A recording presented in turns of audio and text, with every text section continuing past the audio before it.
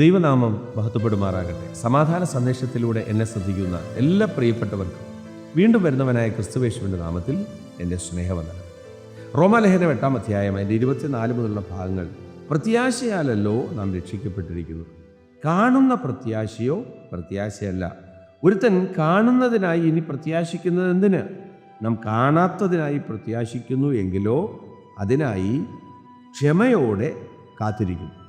വചനം പറയുകയാണ്, പ്രത്യാശയാലല്ലോ നാം രക്ഷിക്കപ്പെട്ടിരിക്കുന്നു. ഇവരെ നാം രക്ഷിക്കപ്പെട്ട എന്തിനു വേണ്ടിയിട്ടാണ്? ഒരു ചോദ്യമാണ്. റോമാസഭയ്ക്ക് ഈ ലേഖനം കൈമാറുമ്പോൾ പരിശുദ്ധാത്മാവ് നമ്മളോട് സംസാരിക്കുന്ന ഒരു ചോദ്യമാണ് അവിടെ കിടക്കുന്നത്.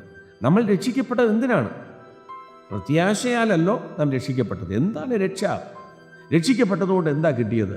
ഈ ലോകത്തിൽ 2 വീടും സുഖസൗകര്യങ്ങളും നല്ല ഫുഡും നല്ല താമസവും ഇതൊക്കെയാണോ രക്ഷയിലൂടെ കിട്ടിയത്? ഒരിക്കലും അല്ല. അതൊക്കെ നമുക്ക് ഈ ഭൂമിയിൽ ദൈവം ദാനമായിട്ട് തന്നതാണ്. അത് രക്ഷിക്കപ്പെട്ടതുകൊണ്ട് കിട്ടിയതൊന്നും അല്ല പ്രിയരെ. രക്ഷിക്കപ്പെട്ടതുകൊണ്ട് കിട്ടിയത് ഇവിടെയല്ല. രക്ഷിക്കപ്പെട്ടതുകൊണ്ട് നമുക്ക് കിട്ടുന്നത് കർത്താവ് ഒരുക്കിക്കൊണ്ടിരിക്കുന്ന ആ ഭവനമാണ്.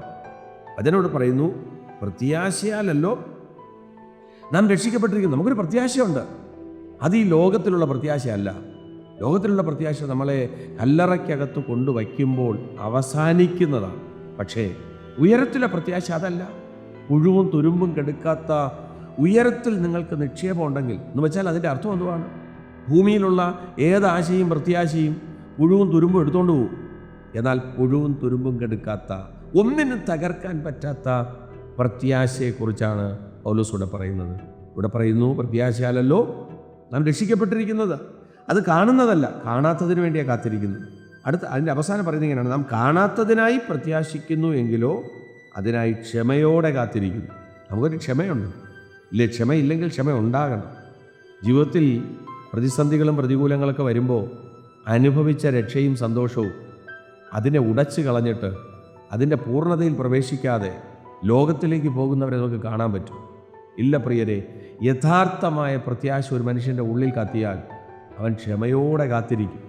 ഒരു ക്രൂശീകരണം വരുമ്പോൾ തന്നെ തനിക്ക് മനസ്സിലാകും, അതിൻ്റെ അപ്പുറത്ത് എനിക്കൊരു മഹത്വം വെളിപ്പെടാനുണ്ട്.